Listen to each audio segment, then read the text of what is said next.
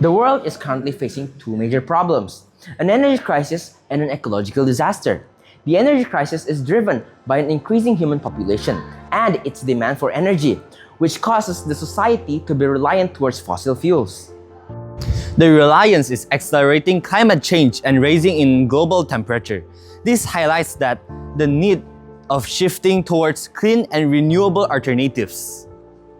Now, the ecological disaster itself is caused by the invasive water hyacinths. This plant spreads at an alarming rate, doubling its population in just 2 weeks. Water hyacinths also form dense mats that block sunlight from reaching underwater plants, suffocating the ecosystem. These dense mats also become breeding grounds for disease-carrying insects. It clogged irrigation channels, limiting access to clean water for drinking and agriculture. While water hyacinth can absorb pollutants, when it dies, it releases these toxins back into the water, which worsens pollution. Now, these two problems could be tackled by one solution, ECo-MFC. Through ECo-MFC, we aim to generate electricity by breaking down organic waste without releasing greenhouse gases. In doing so, this project not only meets the rising energy demand, but also helps to clean the environment, turning a pressing problem into a sustainable solution.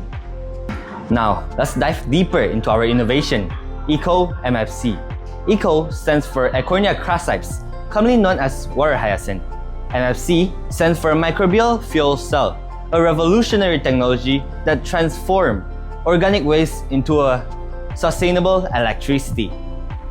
In a microbial fuel cells, microorganisms act as biological catalysts, breaking down larger intricate organic molecules such as cellulose into smaller products while releasing electrons as their byproduct. Free electrons produced during the breakdown of cellulose and other polysaccharides in the water hyacinth is captured by the anode. This is then run through an external circuit which produces the electric current in the ECo-MFC. Now, why are we using water hyacinth specifically for this project? Now, water hyacinth offers a unique advantage with 60 to 70% of its dry mass containing sugar such as cellulose and hemicellulose. These fermentable sugars act as an energy source for our microbes, hence enhancing the efficiency of our MFC. By utilizing the invasive water hyacinth as a fuel, the ECo-MFC turns an ecological threat into an energy solution, contributing both to environmental conservation and renewable energy goals. Here's how we prepared and assembled the ECo-MFC.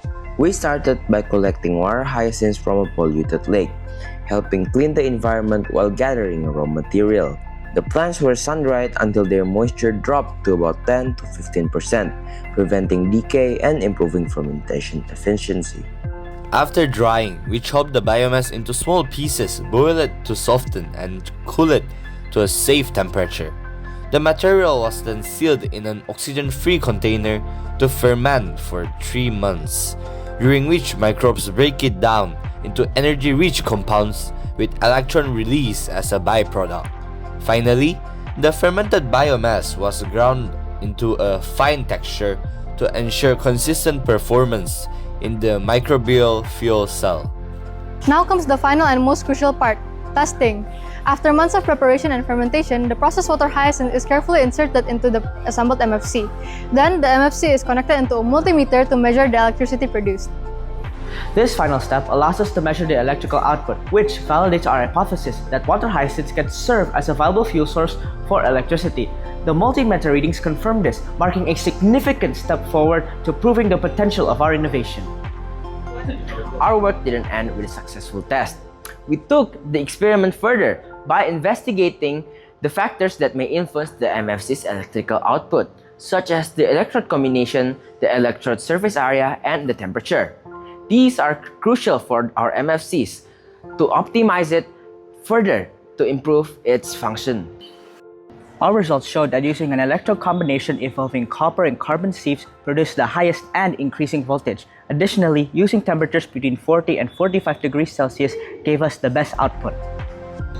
To obtain the consistent data, the performance of ECo-MFC has been observed for over 3 hours. The average voltage of ECo-MFC was measured 587 millivolts, and the average current of ECo-MFC was measured 274 microampere, and resulting in 161 microwatt of the power. in average. This proved that the ECo-MFC is able to produce a constant and stable electricity. Through this, we transform an ecological threat into a sustainable energy solution, one step closer to addressing the dual challenges of environmental degradation and energy scarcity.